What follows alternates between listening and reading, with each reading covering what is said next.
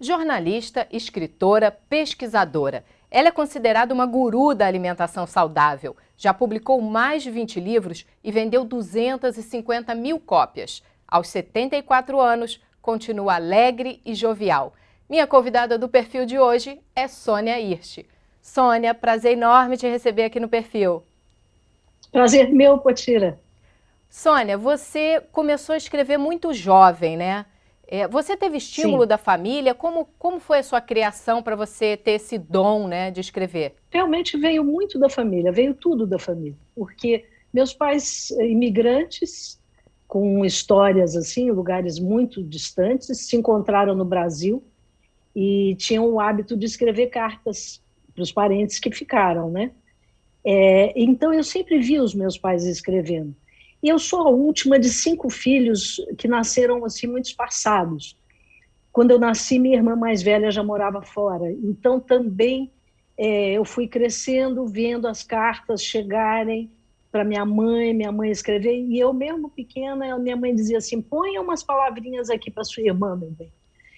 Então, você sabe que a gente escreve como fala, né? Então, me habituei a isso.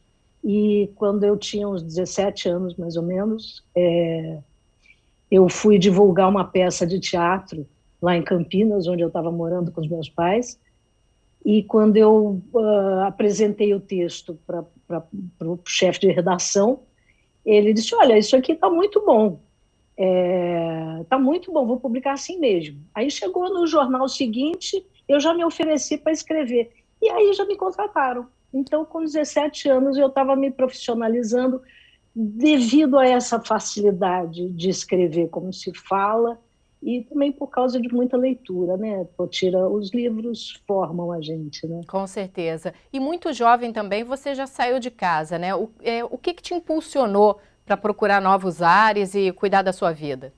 Olha, de um lado, a situação terrível que a gente estava vivendo na ditadura,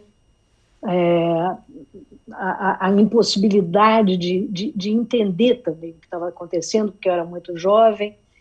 Eu fui me candidatar a uma faculdade que, quando eu estava lá dentro, já preparando meus papéis, eu vi que estava sob intervenção militar, e isso realmente, sabe, me deixou sem chão. O que fazer, né? Então eu fui fazer teatro, estava fazendo algumas entrevistas para esse jornal de Campinas que me contratou, e, de repente, eu comecei a trabalhar a sério. O Inácio de Loyola Brandão, que O era meu Inácio da amigo, que ABL? trabalhava... O Inácio, Inácio de Loyola. Grande Ele... nome para começar a carreira, né?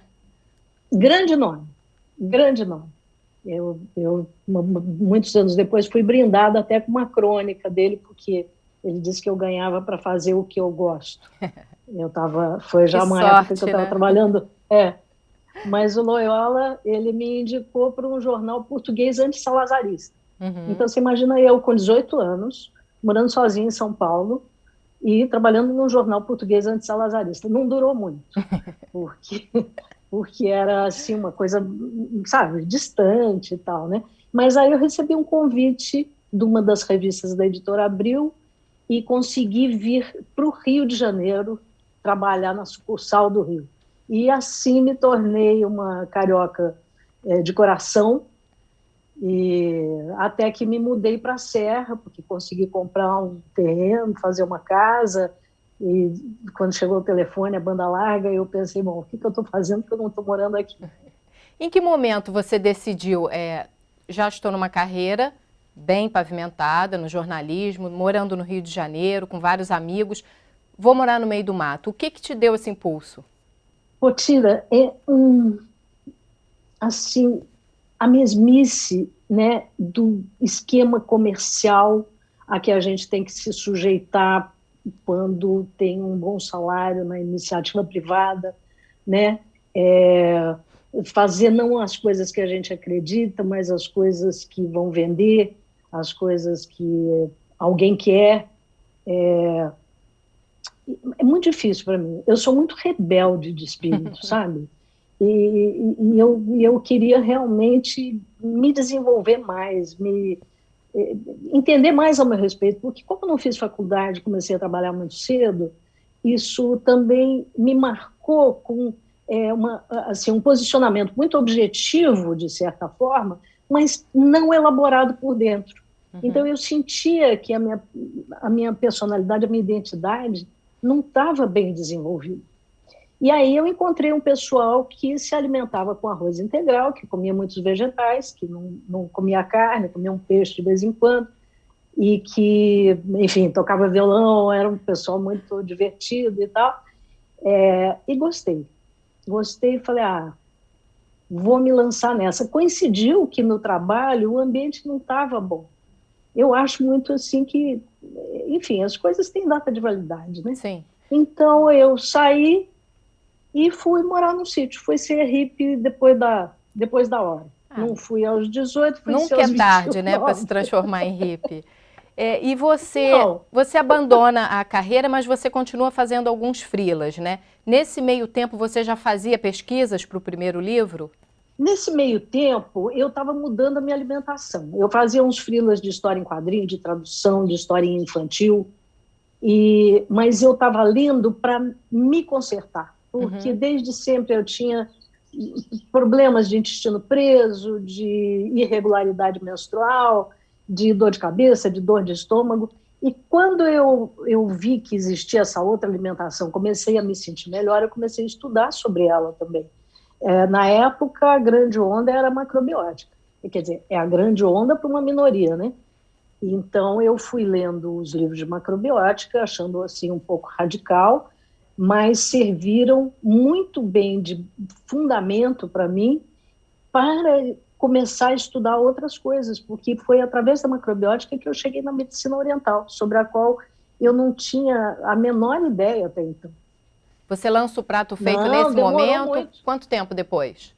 6 anos, 5, 6 anos depois dessa mudança, né? Ou mais um pouco até. Prato Feito é de 83 e eu estou falando de 77, é isso mesmo, 6 anos depois. Foi muita pesquisa, então? Foi muita pesquisa. Eu já estava entupida de informação quando eu escrevi o Prato Feito.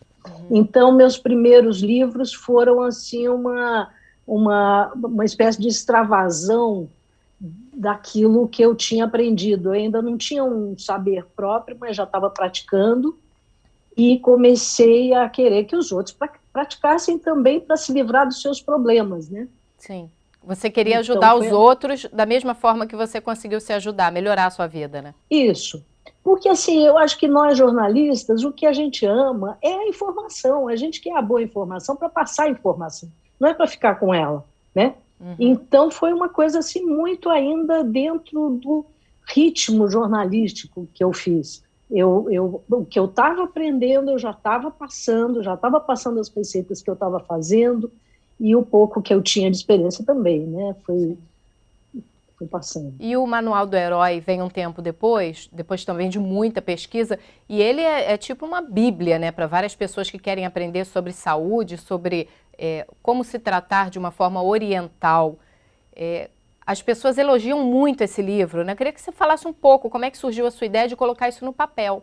Olha, eu passei 7 anos com o Manual do Herói, ou melhor, com essas informações da medicina tradicional chinesa, da filosofia chinesa. Eu passei 7 anos estudando sempre que podia, anotando, procurando bibliografia, porque eu tinha muita curiosidade de entender como é que aquilo funcionava.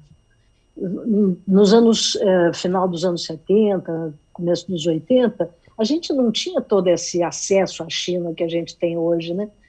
Então, o material era escasso.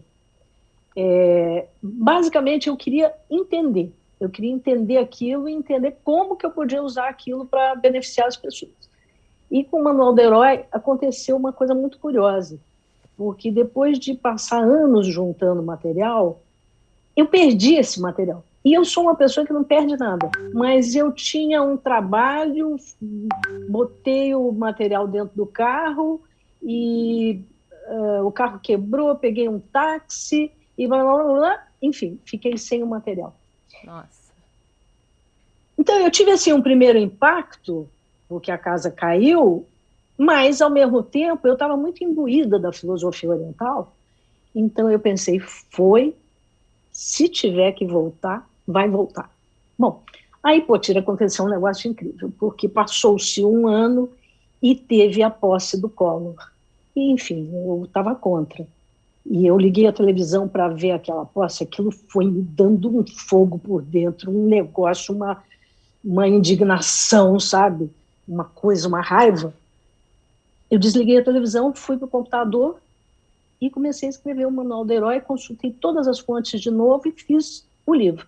Com tanta boa sorte que ele foi muito bem recebido nas escolas de shiatsu, de acupuntura e em todas que ensinam medicina oriental, inclusive na Escola Paulista de Medicina, da USP. Então, foi um trabalho muito bem sucedido, foi meu 10º livro. E ele marca também o início de uma fase mais rigorosa no meu trabalho, porque eu fui muito rigorosa no Manual do Herói, e eu acho que a isso se deve também a grande aceitação que ele tem, porque eu me ative aos termos, sabe, as palavras e tal. Bom, é um livro que já está na 18ª edição, só me dá alegria. Você falou da faculdade de medicina, né? Qual é a sua relação com os médicos, né? Porque muitos médicos são contra esse tratamento com ervas, com alimentação, né? Uma mudança de vida, né? Como eles te tratam quando eles têm acesso ao seu material? Eu só conheço os que gostam. Porque você vê, ó, os ginecologistas indicam meu livro só para mulheres. Que ótimo. Inclusive que agora eu parei de publicar ele fisicamente, deixei ele grátis, o PDF gratuito durante quase um ano, e agora eu botei a R$10, que é para fazer a caixinha dele. Sim. Os pediatras indicam o Mamãe Eu Quero, que é um livro sobre alimentar as crianças e não se apavorar com as febres, com as coisas, porque a gente tem esse problema sério, qualquer coisa as pessoas correm para a UPA, correm para o hospital, elas não tem mais a cultura. Mas isso é muito da formação, né, Sônia? Na Constituição está prevista a questão da saúde, né? O Estado garantir a nossa saúde. A gente acaba depositando também no poder público a obrigatoriedade de manter a nossa saúde. Mas a gente é que deveria ter consciência, né, de como cuidar da nossa saúde. Puxa, Márcia, assina embaixo do que você está dizendo, até porque eu tenho um debate já há muito tempo com juristas amigos a respeito dessa frase que está na Constituição, porque a frase deveria ser: a atenção à saúde é um dever do Estado, mas a saúde não é um direito. A frase que está lá é: a saúde é um direito de todos e um dever do Estado. Mas não é.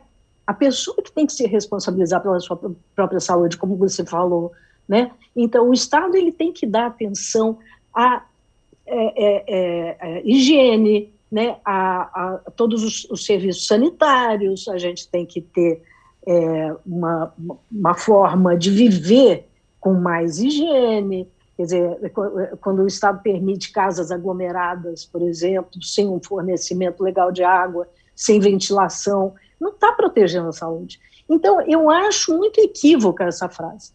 Enfim, então procuro passar para as pessoas que tomem as rédeas da sua saúde, que tenham mais autonomia em saúde, porque enquanto a gente tem saúde, é fácil. Quando a gente começa a perder a saúde, é que já não dá para ter autonomia. A gente acaba perdendo o poder que a gente tem de agir no mundo, né? Porque a gente vive doente, dependendo de remédio. O que é muito comum hoje em dia é qualquer sintoma que a gente tenha tomar um remédio, né? A gente se automedica demais, né? Essa cultura dos nossos ancestrais, que existe em todos os países, principalmente nos povos indígenas brasileiros, a gente perdeu isso, né? E está se perdendo cada vez mais. Isso é uma das coisas que me deixa muito angustiada no mundo de hoje, mas aí o que eu faço? Eu procuro levantar mais informações e passar mais informações. Ultimamente eu tenho estado frenética nas redes sociais, tratando de passar alguma coisa. Eu fico muito cansada, porque eu fico com a vista muito cansada de ficar nas telas e nos comentários, mas eu também quero acolher as pessoas, né? Eu acho que você está colocando uma coisa maravilhosa, acho muito bom a gente estar falando isso para o público. Realmente, gente, tem que se tocar de que o outro não faz as coisas que a gente sabe que tem que fazer pela gente. Então, a pessoa sabe que está metendo o pé na jaca e diz assim, não, depois, se eu ficar doente, o plano me garante. Não, o plano te garante que você vai ter um hospital, que você vai ter um tratamento, mas não te devolve a saúde. Uhum. A saúde é simples, né? As doenças é que são complicadas, mas manter a saúde é uma coisa simples, não tem tanto. Manter a saúde é mais fácil do que depois a gente tentar controlar os sintomas com remédio, né? Exatamente. Sônia, eu vou te pedir só um minuto que a gente vai fazer um intervalo. O programa Perfil volta rapidinho, fique com a gente.